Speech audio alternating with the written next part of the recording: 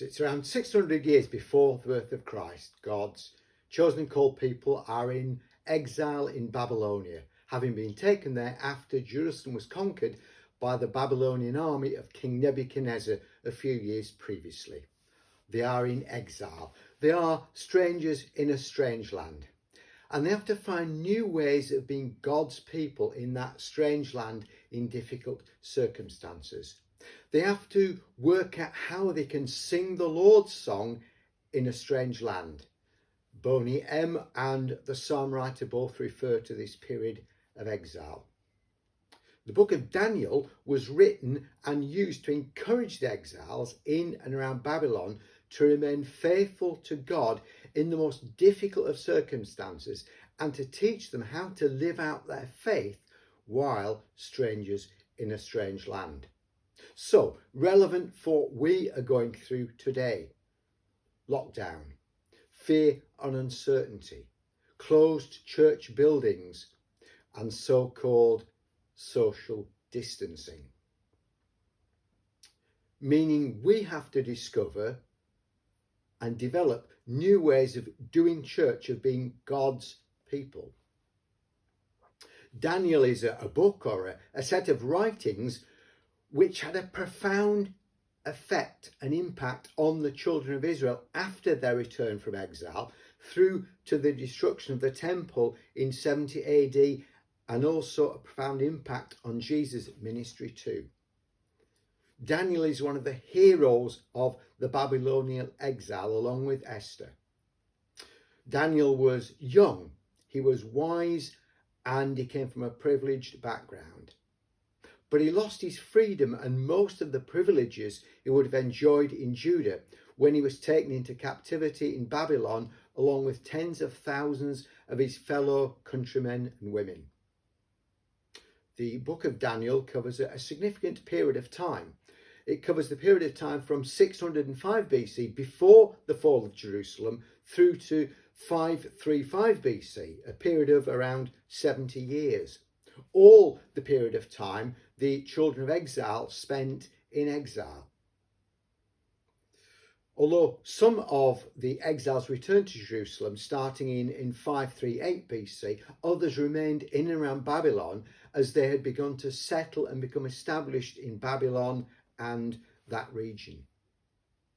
Daniel, the book of Daniel, covers the reign of several kings, 4 of whom are mentioned by the writer of the book of Daniel. There's Nebuchadnezzar II, who was king of Babylon from 605 to 562 BC. There's Belshazzar, king, although technically he wasn't a king but a crown prince, and he was crown prince or king from 550 to 539 BC, when Babylon fell to the Persians under Cyrus the Great. There is Darius, referred to as Darius the Mede, who isn't known outside of the book of Daniel, but is thought to perhaps be the same person as King Cyrus. And then there's King Cyrus himself, the Persian king, who allowed the first group of exiles to return to Jerusalem to begin the rebuilding of the walls and the temple in 538 BC. The book of Daniel is divided into 2 distinct parts. The first 6 chapters recount several tests that Daniel underwent during his years in exile. Tests of his faith in God in difficult circumstances. Tests too of his gift for interpreting dreams, his gift of prophecy. The second part of the book, from chapter 7 onwards, recounts several detailed dreams that Daniel had during his time in exile. Dreams that are quite obscure and the meaning of which is not always clear or easy to understand. This is similar to the book of Revelation. It's apocryphal, it's apocalyptic writing. It's supposed to be quite difficult to understand and coded. There's a slight complication too here in the book of Daniel, because the book was written in 2 languages, both Hebrew and Aramaic. However, the languages don't split neatly into the 2 sections of the book that I just described. Chapter 1 and the beginning of chapter 2 were written in Hebrew.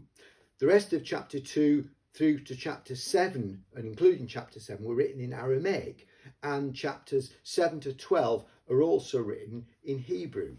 So chapter 7, the great vision encompassing world and human history, is language-wise part of the Daniel stories rather than the visions which are written in Aramaic.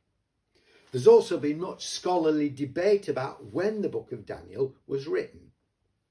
Some suggest it was written several hundred years after the events described, during the time of the Maccabees, around 150, 170 years before the birth of Christ, a time when there was once more severe persecution of God's chosen people in Judah.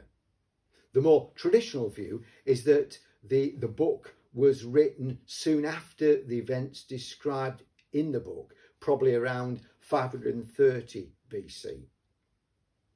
What's not in doubt is the purpose of the book. The book was written as a survival manual for the saints, a survival manual for God's people, to help God's faithful people get through tough times, with the assurance that God was with them and God was for them, to provide hope and encouragement to persevere and to remain faithful to God. Maybe we need a survival manual to help us survive this present time. And perhaps the book of Daniel can be that survival manual. I guess the whole of the Bible is, in one sense. So we're going to go through the book of Daniel chapter by chapter and try to put it into context. Consider what was going on in Babylon at the time and see what we can learn, principally about how we should live as people in an environment that isn't particularly well disposed to those who seek to follow Jesus, and is sometimes openly hostile, and how we can do those things during this time of global crisis. So today we start by looking at how Daniel came to be in the service of the king of Babylonia, Nebuchadnezzar, and the dangers that involved. In the first few verses of chapter 1, as the scene is set, we're told that it was the Lord who gave King Nebuchadnezzar victory over King Joachim of Judah. We're told God permitted King Nebuchadnezzar to take some of the sacred objects from the temple in Jerusalem. We're told that God gave the king Nebuchadnezzar's chief of staff respect and affection for Daniel. We're told that God gave Daniel and his friends unusual aptitude for understanding every aspect of literature and wisdom. God doing, God giving. The writer of Daniel gives God the credit. He shows God being active and in control in the events that are described. So what do we learn about Daniel in the first chapter of the book that bears his name? Daniel was good looking. Ashpenaz, the king's chief of staff, was instructed to select only strong, healthy and good looking young men. We learn that Daniel was specially selected. He was singled out. He was given a privileged position. He was bright. He was wise. He was gifted. Ashpenaz was instructed to select those well versed in every branch of learning and who were gifted with knowledge and good judgment. And Daniel was an immigrant made good. And he was someone who was serious about his faith, serious about his God.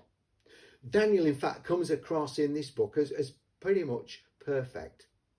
He wasn't, of course, but we read little, if anything, negative about Daniel.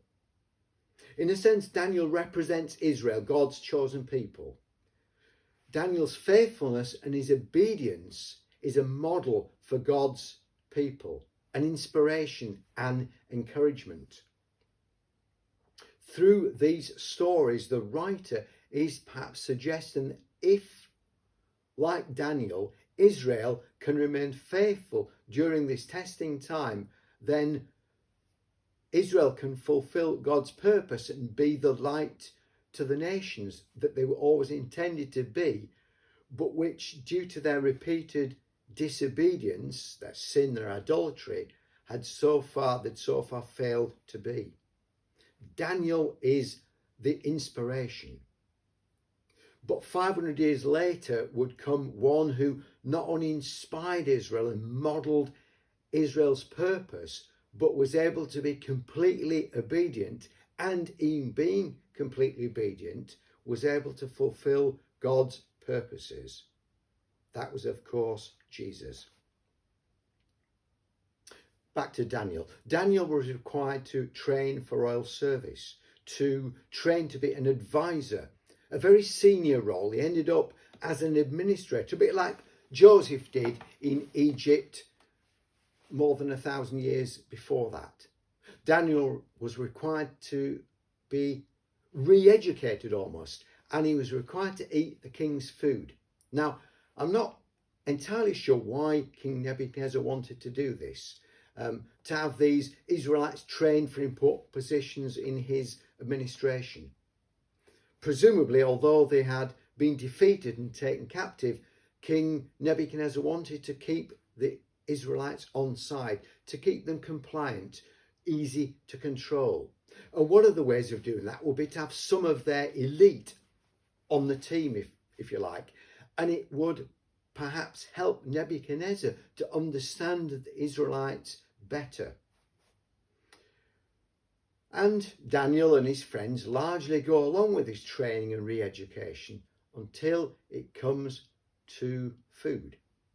What was it about eating the king's food that was such a problem for Daniel and his friends? Was it because they were being asked to eat banned foods, pork for example? If so, Daniel would have probably just asked not to eat pork, or asked for meat to be prepared in a different way. Was it because the food they'd been given had been sacrificed to idols? Well, it quite possibly would have been, likely even. But what was the problem then with the wine?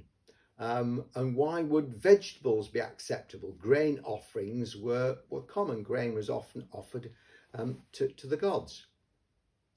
Daniel and his friends had to make compromises.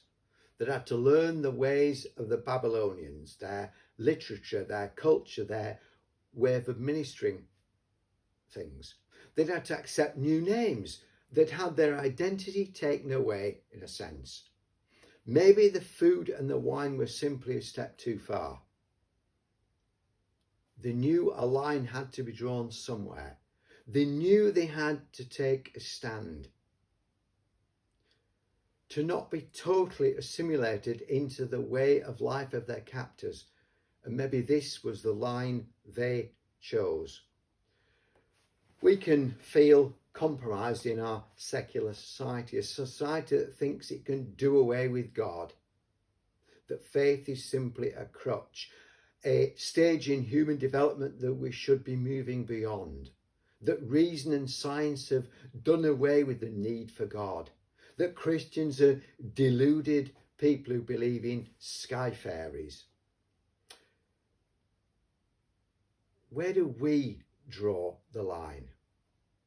It's not always obvious where we need to do that. We must be in the world, but not of the world.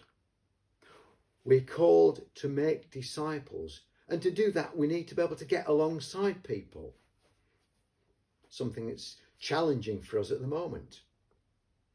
But getting alongside people can involve learning their ways, their customs and beliefs, taking an interest in what they're interested in, being in the places they are. Not unlike Daniel and his friends, but there are certain lines we cannot or shouldn't cross. Where we draw those lines will sometimes differ. For some, and particularly in past generations, it might be things like not dancing, not going to the cinema, not wearing skirts that show the knees or ankles. not allowing men or women to be in each other's company without a chaperone, drinking alcohol, or going to nightclubs or pubs. For others, it might be not baking a cake with a message supporting gay marriage.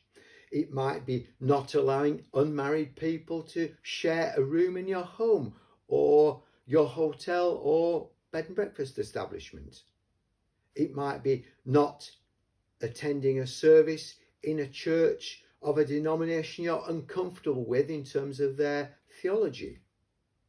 These are perhaps more modern lines that we might draw. But what about not gossiping, not lying, not going along with the crowd, not exploiting people, not mistreating people, not being generous? Are these things we consider lines that we shouldn't cross? If not, then perhaps we should. The Bible gives us guidance, of course. God's Spirit will also guide us into all truth. Jesus reassures us of that. But there will still be differences of interpretation and understanding. Daniel refused to eat the king's food. Daniel refused to compromise, at least on one thing. And we'll see in a few weeks' time what else Daniel refused to compromise on. Daniel refused to go along with all the king's plans when it would have been easy to have compromised. God honoured Daniel and his friends' faithfulness. After 10 days eating vegetables and drinking water, they were still in rude health. They looked healthier and better nourished than the young men who had been eating the food assigned by the king, we're told in verse 15 of chapter 1. You could see that as a great advert for eating vegetables, but it's an even better advert for trusting God. God honours those who are prepared to take a stand, to stand up for their faith. Those who are prepared to draw a line and say, enough is enough, this far and no further.